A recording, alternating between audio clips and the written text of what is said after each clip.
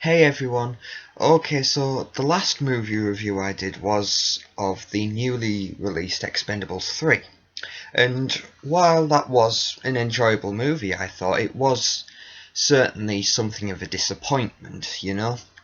So I wanted to talk about a movie following that review, which was the complete opposite.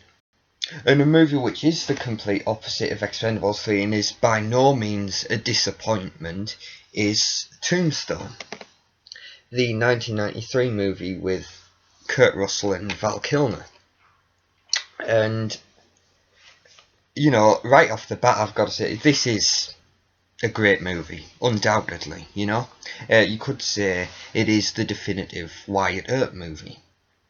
It certainly features the definitive Doc Holliday performance from Val Kilmer, because honestly, Val Kilmer in this movie is amazing, and Kurt Russell as well as Wyatt Earp is again amazing. Now, I'm not a Western guy, I am not a fan of Westerns, really. There are a couple that I like, but for the most part, not at all. But this one, Tombstone, this movie, this grabbed me. Basically, I saw it initially when it was being shown on Sky Movies Classics, and then following that, I went out and got the Blu-ray, and I'm glad I did because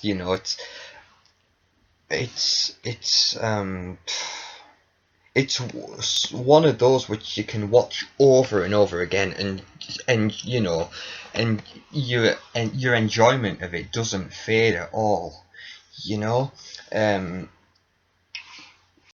It really is a great movie, and genuinely, it's a classic. I mean, it's more than 20-year-old now, this movie, so it's getting to that stage where it can indeed be considered a classic. Yeah, it really is. And I genuinely, even though I'm not a Western guy, I've seen a fair few of them, but I genuinely think this is one that stands out, because it's not your typical spaghetti Western at all. This is genuinely an epic. It really is. Like, you can tell this was genuinely a passion project. It wasn't something that a movie studio just decided to throw together, and dish out to make money. Or it wasn't just one of a number of westerns that were fired off just fired off the production line. This is genuinely a standout, because you look at it and the production values and like the money that was behind it, it shows, like I said, the writing of it. The writing of this movie is damn good, because some of the dialogue, when you talk about quotable movies, this is one of them. Yeah, I think they actually filmed on location in Tombstone, or certainly around that area, in Arizona. And then you look at like all the props, all the costume designs, and like I say, when you look at the acting, definitive performances from Kurt Russell and Val Kilmer, and everyone involved, Sam Elliott as Virgil, Powers Booth as Curly Bill, and Michael Biehn is damn good in this movie as Johnny Ringo. Yeah, these guys just really, really good. Yeah, it's genuinely a passion project. It's Oscar worthy, but not Oscar bait, if you know what I mean. It's got something of substance behind it. Yeah, and of course, well, before I'm not going to go into as much. I'm trying to alter the style of my reviews, not go talking through the movie. I want to talk more about the movie as opposed to talking through the movie. So the basic premise of this movie is that Wyatt Earp, the former lawman, has decided to retire from the profession and take his family to Tombstone, which is becoming quite the gold mine. You know, it's a place to go and get rich quick, and that's what him, his two brothers, his older brother Virgil, his younger brother Morgan, and their wives intend to do. Go out there, live well, get rich quick. And they set up there and they start making money, you know. Wyatt starts working in one of the casinos, and you know, and they're making money. But then, of course, then the Cowboys, led by Powers Booth, show up, and you know, start causing trouble, to put it mildly. And then, well, it starts with Virgil, Sam Elliott. He decides to make a stand, because the moment they arrive in Tombstone, of course, they've got the mayor and the other lawmen of the town asking, you know, often, you know, you were lawmen in the past, would you consider taking up that position here? And obviously Wyatt is having none of this, because he even says, you know, I've done my duty, now I just want to retire and get on with life, you know, make some money. But then obviously Virgil, it shows this, he's, you know, feeling guilty, you know, because he even says to Wyatt, I can't just stand here and watch these poor townspeople live in this, you know, climate of fear. So anyway, he becomes a marshal, and Morgan follows suit, and then because this is following the initial marshal, Fred White, being shot by Curly Bill. And of course, historically, it's something that's been quite hotly debated, hasn't it, whether or not Curly Bill intentionally shot Fred White, or whether it was through intoxication. Because obviously he'd just been in the local opium den, so obviously he was not. It's difficult to infer what his intentions actually were, you know. But then, of course, when you talk to gun experts, they say, well, he'd have out of intention, you know, he'd have gone out of his way to actually pull the trigger for the weapon to discharge, you know. So it's something that we'll probably never know we'll never get to the bottom of, but you just have to, you know, feel free to make your own conclusions, you know. But Curly Bill being the way he was, you wouldn't put it past him, would you, killing the marshal of the town marshal? So yeah, following that, Morgan and Virgil become town marshals, and they introduce this law prohibiting the carrying of guns in Tombstone. You know, and obviously, as you can imagine, people aren't very happy about that. Yeah, and then obviously things escalate with the Cowboys, and it culminates, of course, in the gunfight at OK Corral. But of course, leading up to that, Wyatt eventually decides, you know, I think you guys better swear me in, you know, and he begrudgingly becomes a deputy marshal. Yeah. And then, of course, that leads to the gunfight at OK Corral. And you've got to take your hat off to this movie, because obviously, yes, certainly, there are aspects of this movie which are, of course, dramatised and fictionalised, you know, but I think, on the whole, it is a pretty accurate representation or depiction of what took place down in Tombstone. You know, in the back end of the 1800s. I think it was the 1880s, wasn't it? Because it was after the Civil War ended. And so it'll be post 1865. And even that as well, because you see a lot of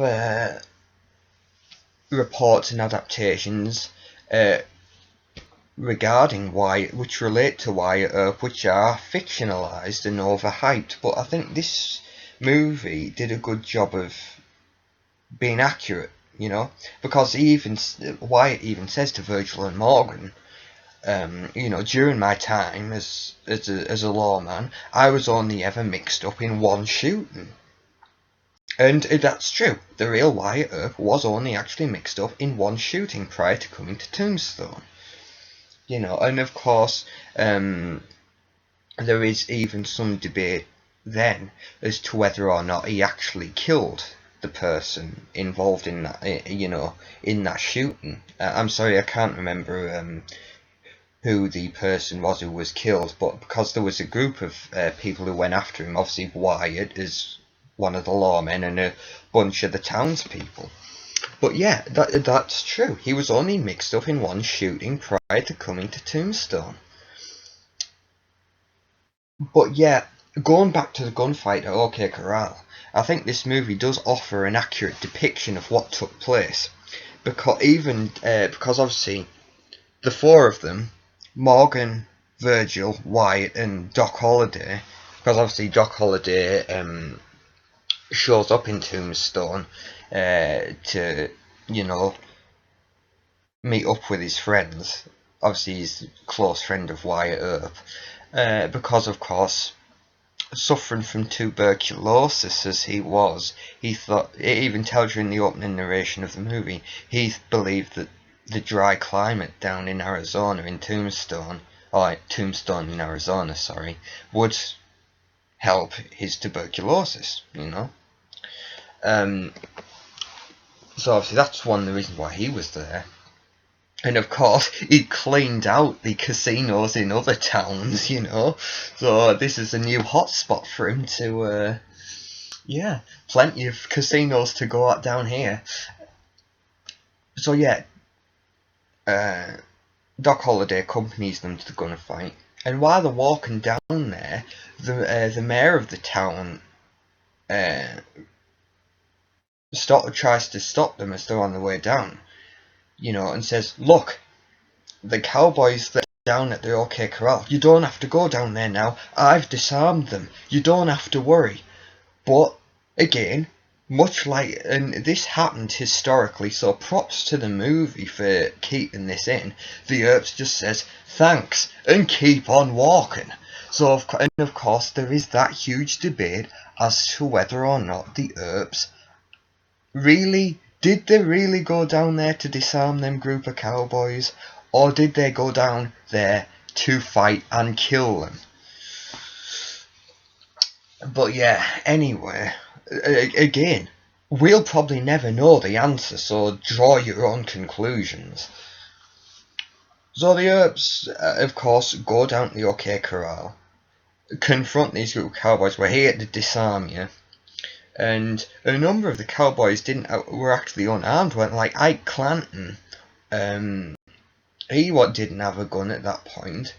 I think maybe only two. There might have been about half a dozen cowboys there at the OK Corral, and maybe only 3 of them had guns.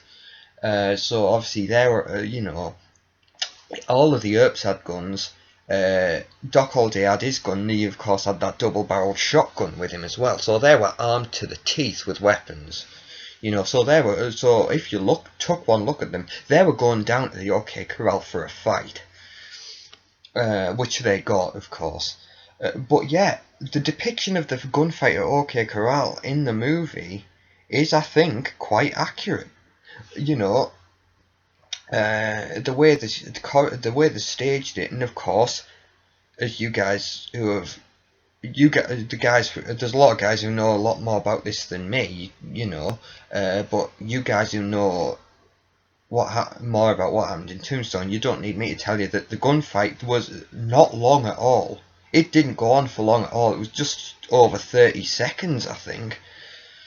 But yeah, it was still the defining moment of Wyatt Earp's life. Yeah. But again, a short fight scene and quite accurate apparently to what happened, but yet it's still played well on screen. You know, because they always worry about when they're trying to do things accurate is whether or not it'll be entertaining, you know, because obviously you need that dramatisation when you're doing a film version of a true story, you know, because obviously if you kept everything accurate, it wouldn't necessarily be the most entertaining piece of cinema in the world.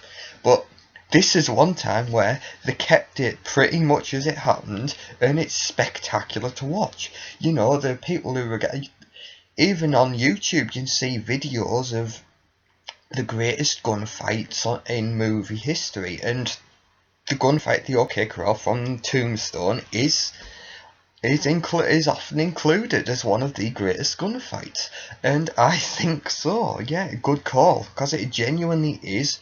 Well, there's genuinely a lot of tension, and you've got that really cool scene where the three Earps and Doc Holliday are walking side by side. You have that infamous shot, you know, justice is coming, and yeah, great build up and the great standoff. You know, everything stops and for a couple of seconds, and then the gunfight starts. Yeah. One of the highlights of this movie is the gunfight at OK Corral, as well it should be, since it's so famous, or infamous, whichever you prefer. And then, of course, so that's probably about midway through the movie, the gunfight at OK Corral. And following that, the cowboys decide, you know, to take revenge for the deaths of their men, and of course, that happens with, well, they try to kill Virgil Earp, but obviously they get him in the arm, and they try to go and kill the wives, don't they? You burst in with a shotgun and shoot the place up. Try to kill the Earp's wives, and then of course they finally kill Morgan Earp. Now, I think in the film this does it all in one night, whereas of course whereas in reality there was a longer period of time between these incidents. But of course, you know, with it being a 2-hour movie, we need to do things over a more condensed period of time. You know, it's not maybe if this was done as a mini-series, they could have done, you know, but like I say, this is a movie, it didn't get the North and South treatment, you know. But again, maybe we come back to that point of making it more entertaining, and obviously making things happen over a more condensed period of time is more entertaining. Yeah, so Virgil Earp gets badly wounded. He loses the function of one of his arms. Fortunately, none of the wives were killed, but obviously they were left pretty shaken up. And obviously Morgan dies. He got shot in the back, and they weren't able to get the bullet out, and he died. So obviously, this is effectively where Wyatt wages war on the cowboys. So obviously, they pack up and leave Tombstone, and they even have a standoff with Curly Bill and Johnny Ringo as they're leaving, saying, you know, I just want you to know it's over. And then Curly Bill sends Ike Clanton and one of the other guys. His name escapes me. You guys will know, because obviously it's the one. He's the guy. The guy who goes with Ike Clanton is the guy who tries to kill Virgil Earp. So yeah, those two go to the train station, and you've got Virgil. You've got his wife, I think Morgan's wife as well, and obviously Wyatt's wife, or Wyatt's wife at the time. They're on the train getting ready to leave, and Ike Clanton and the other guy show up. The other guy tries getting ready to take a shot at Virgil, and then obviously Wyatt shows up behind him and blindsides him, kills this guy and saves Virgil's life. And then of course Ike Clanton, I don't know how accurate this is, but he is certainly in Tombstone he is portrayed as something as, or he's portrayed as being something of a coward. You know, the way Stephen Lang plays the part. So because of course as soon as Wyatt and his group of men show up, you know, Doc Holliday and a couple of other guys who were former cowboys but then abandoned the red sash, they've took up alliance with Wyatt and Doc Holliday. And Wyatt says, you know, I get out of here, go back and tell the rest of them where, you know, justice is coming. I'm coming and hell's coming with me. So yeah, war's been waged on the cowboys now, and they did a really good way of showing how Wyatt and his band of men dealt with the cowboys, because of course there were a lot of cowboys to deal with, and this is something which could have took up most of the movie really, but there's a great use of montage in this movie, you know. Yeah, there's a great use of montage, and that's basically how a lot of the action sequences take place, in a montage of ambushing various groups of cowboys wearing the red sash and killing them all off, and picking them off left, right and centre and tracking them down, you know, and killing them off there. And like I say, that scene where Kurt Russell bursts into this bar and on horseback and shoots the place up. So yeah, and then when that montage is over, we have the gunfight at the river, where Wyatt and his men are caught in a crossfire, and then Wyatt flips. You know, that scene where Kurt Russell just goes, "No!" and storms into the river shouting "No" repeatedly, and just like a one-man army kills everyone there. Yeah, so the pin down, then obviously Wyatt loses it and just gets up, marches head on, and just kills everyone in front of him. And of course that's where Curly Bill is killed. Yeah, so Curly Bill and a number of his men are killed, and Wyatt and his men manage to escape this ambush. And of course, with Curly Bill killed now, Johnny Ringo then takes over as leader of the cowboys. And then from there, oh yes, that's when Charlton Heston comes into the movie, because Charlton Heston has a cameo in this. Because shortly after that gunfight at the river, Doc Holliday, of course, you see throughout this movie that he wears tuberculosis acts up, and obviously coughing up blood. And one of these incidences takes place shortly after this gunfight. So obviously Doc is he's unable to continue. You know, he needs to rest. And they find this place which Charlton Heston owns, and he stays there and rests up. And while they're there, they get one of Johnny Ringo's men shows up, and he's killed one of Wyatt's men. I think in the director's cut, because they did release a director's cut as part of the Vista series. Obviously I just have the original theatrical, but yeah, one of the scenes that's added in to the director's cut is a scene where one of Wyatt's men is killed by Johnny Ringo's men. And this guy shows up and he's dragging the dead body of one of Wyatt Earp's men behind him, and he just leaves him in the middle of the field, a couple of 100 yards away from this ranch where Wyatt Earp and his men are staying.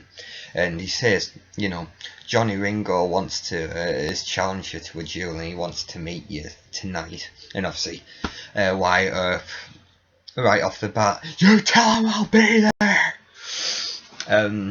Yeah, so Wyatt Earp's going to have a showdown with Johnny Ringo. And now, of course, something I I didn't mention earlier, but of course Johnny Ringo is, you know, he's because he's had a couple of confrontations with the Wyatts and Doc Holliday prior to this, like earlier on in the movie, and they've been building up this tension between Johnny Ringo and Doc Holliday, because obviously both very, very fast gunmen, pistoliers, and yeah, you know, so you're wondering all through the movie, you know, if these two threw down, who would win, you know, because they're both very deadly gunmen, but who would come out on top? And you know, when Doc Holliday and Johnny Ringo are having a confrontation, Doc Holliday says, you know, "Oh, Johnny Ringo, I've heard of you. Supposedly the, you know." Supposedly the most deadly pistolier since Wild Bill. So, you know, this guy's pretty serious. Well, obviously so's Doc Holliday. You don't want to mess with either of them. And, yeah. So Wyatt Earp's accepted this challenge to a duel. But then obviously, emotions were running high at that point. He didn't really think about this. So anyway, in the aftermath, or in the hours leading up to this duel, he's starting to have second thoughts and he realised, you know what? Maybe accepting that duel wasn't the wisest decision I could have made. Because of course, out of, you know, as good as Wyatt Earp was, he wasn't the best gunfighter. You know, Doc Holliday was. But of course, you guys who know about this stuff don't need me to tell you that.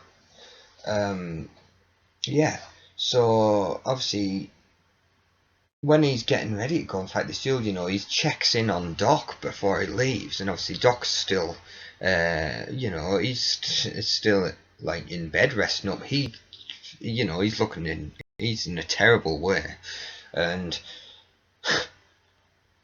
quite flat out says, you know, I can't beat him, can I? And Doc Holliday just, you know, flat out tells him, no, you can't do that. You can't beat him. Yeah. But anyway, Wyatt Earp's going to have to go because he's accepted the challenge now, so he's just going to have to do the best he can. And one of the things, yeah, before he leaves, Doc Holliday says to him, you know, that deputy marshal badge, what's it like to wear one of those? And obviously Wyatt leaves it with him. He gives him it. He says, here, take it. And then he goes off to go and fight this duel. Now, obviously Johnny Ringo's waiting for him. And you know, who we think is Wyatt Earp shows up, and then it turns out to be Doc Holliday. Because Doc Holliday explains later on, well, I wasn't as sick as I let on. You know, I was, and that's why he wanted to get that deputy marshal badge, because Doc Holliday shows up and says, you know, we didn't finish what we started. Because I think when one of the run-ins him and Johnny Ringo had earlier, they were getting ready to fight a duel, but then obviously Curly Bill showed up and dragged Johnny Ringo away before he got himself killed. So Doc Holliday shows up and says, "Look, let's finish what we started." And now he's wearing his deputy marshal badge, and he even says, "See, it's all legal now." So they have the gunfight. They decide to have a duel, and Doc Holliday, of course, kills Johnny Ringo. And following that, Wyatt Earp shows up and said, "How the hell did?" And then that's when when Doc Holliday explains to Wyatt Earp, "Well, I wasn't as sick as I let on I was, but I came and did this for you because, of course, you couldn't have beaten, but I could, and so I couldn't have put you at risk like that." Now, Johnny Ringo's death, of course, this is another very grey area, because no one knows for definite how Johnny Ringo died. Obviously, there are a number of theories, you know. Obviously, one of them being that he actually killed himself. Another being that Wyatt Earp actually killed him, and then another, which this movie depicts, that it was actually Doc Holliday who killed Johnny Ringo. So again, obviously we don't know how Johnny Ringo died, but on that point, you can't necessarily say that this movie was inaccurate on that point, because we don't know. And like I say, it's a theory that's been put forward that Doc Holliday killed Johnny Ringo in a gunfight, in a duel, and it's so, like, you know, but we don't know. All we know is that Johnny Ringo was, of course, found laid dead by a tree with a bullet in his head and one shot fired from his gun, which, of course, resulted in the original theory that he'd killed himself. But this movie acknowledges that, and yeah, Doc Holliday wins the duel by shooting Johnny Ringo, gets a headshot, and as Johnny Ringo's stumbling, he fires a shot from his gun, so they keep that in, and obviously he dies near this tree. So, you know, they did a good job of all these little details that this movie has. You know, you've got to love it for that, because it has made an effort to be as accurate as it can be, you know. Yeah, a lot of people say, though, that the Kevin Costner movie, Wyatt Earp, is the more historically accurate of the two. But I haven't seen the Wyatt Earp Kevin Costner movie. I don't like Kevin Costner. But I'm sticking with this one, because this is pretty historically accurate by all accounts, and I think a lot of people say this is also the more entertaining movie of the two. So I'll stick with this one. You know, I love Kurt Russell, but I don't really like Kevin Costner, so I'll stick with this one. Yeah. So Johnny Ringo's out of the picture now, and obviously Doc Holliday's back. And following that, Wyatt Earp and Doc Holliday meet back up with the rest of their men and go out and finish off the cowboys. And again, we have another really good montage of how they finish them off. Again, because obviously, you know, fans of this type of, you know, we want to see the gunfights, we want to see the action sequences, you know, we love action sequences, but if we had to sit through, you know, these countless action sequences of them taking care of various groups of cowboys, you know, it would get boring. So they did they did it probably in the best way they could have done it, you know, to keep the film moving, to avoid it dragging or getting boring, you know. Yeah, kind of like the right amount. They got the amount just right, because obviously not all the action sequences, of course, take place in a montage. Like the gunfight at OK Corral is its own scene, and the gunfight at the river where Curly Bill is killed is its own scene. You know, so we do get some actual action scenes. It's not all done in montage, but you know, they did a good job, I thought, of keeping it going and getting the right amount. So yeah, they finally take care of the cowboys, finally put an end to them, and then yeah, following that, we have Doc Holliday's death scene at the sanatorium. So because of course his tuberculosis has gotten worse. Obviously he hasn't helped himself through his constant drinking and smoking. He hasn't helped himself at all.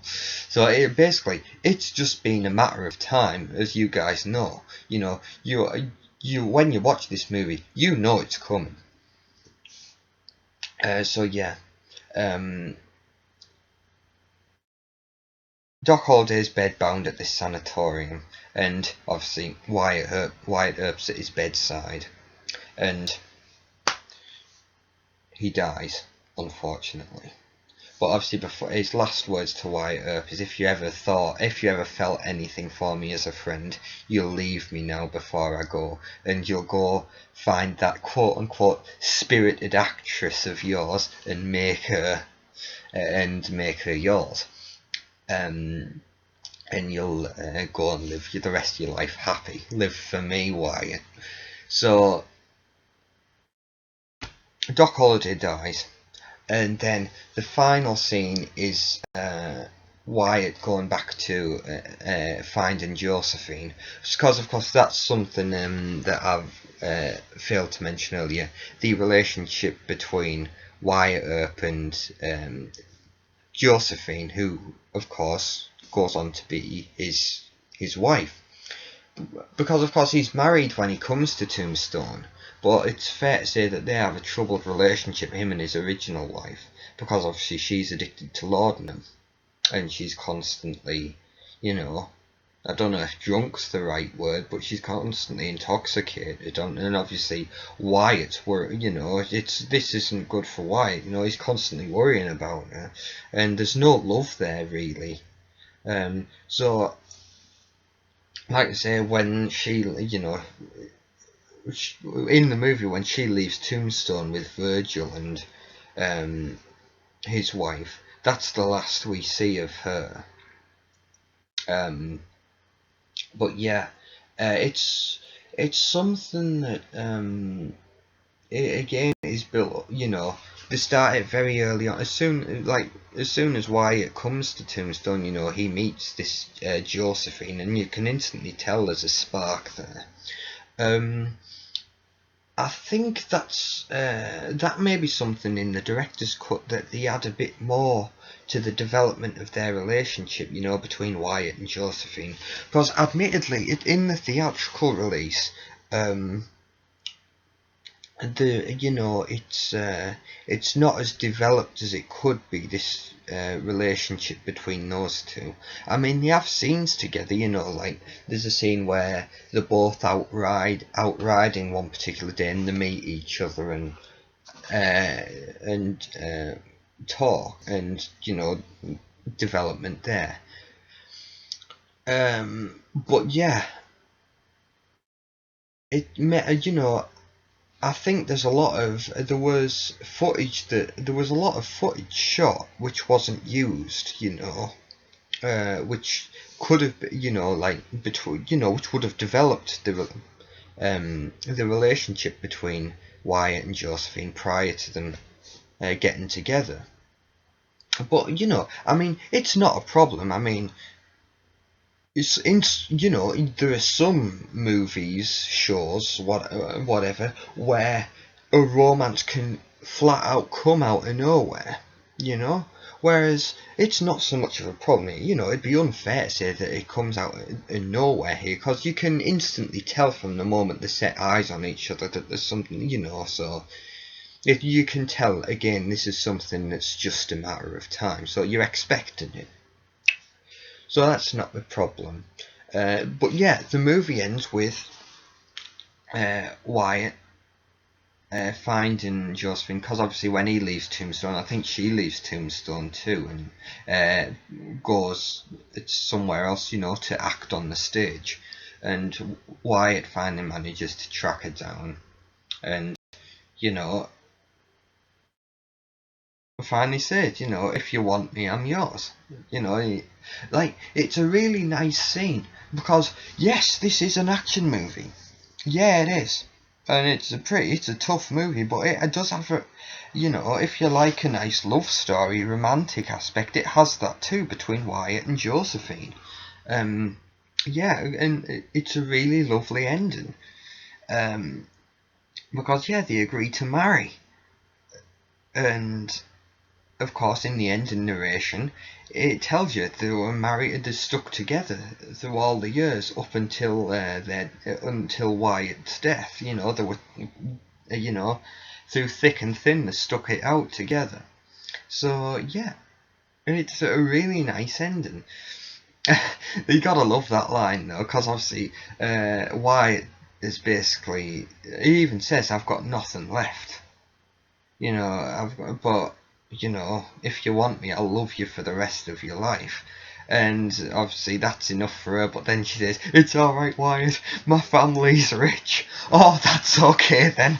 That's a relief. Yeah, that again. Yeah, I mean, love is great, and like I said, the title of the Pierce Brosnan movie, love is all you need. But yeah, if she's from a rich family, I guess that helps too. Yeah, so Wyatt hit the gold mine here. So good job, good job, Wyatt. So yeah, they agree to marry, and you gotta love the ending to this movie. Because obviously when Wyatt finds her, she's just finished a performance for the night, so she's about to leave. So they go outside, and it's like it is Christmas time, because you can see like the decoration like in the street, and say, so what are we gonna do now? And the movie ends with a dance sequence. It's amazing. Yeah, because she says, "What should we do now?" And Wyatt says, "Why don't we do the very thing you asked me to do the first night we met?" Because the first night they actually meet is in Tombstone, is in a bar, and she asks him, "May I have this dance?"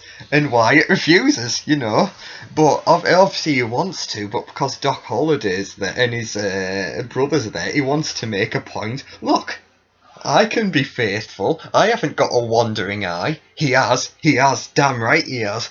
But he just did it to make a point. But now he doesn't have to worry about that anymore. So then he says, "May I have this dance?" Damn right you can have this dance. And yeah, it's a really nice sequence.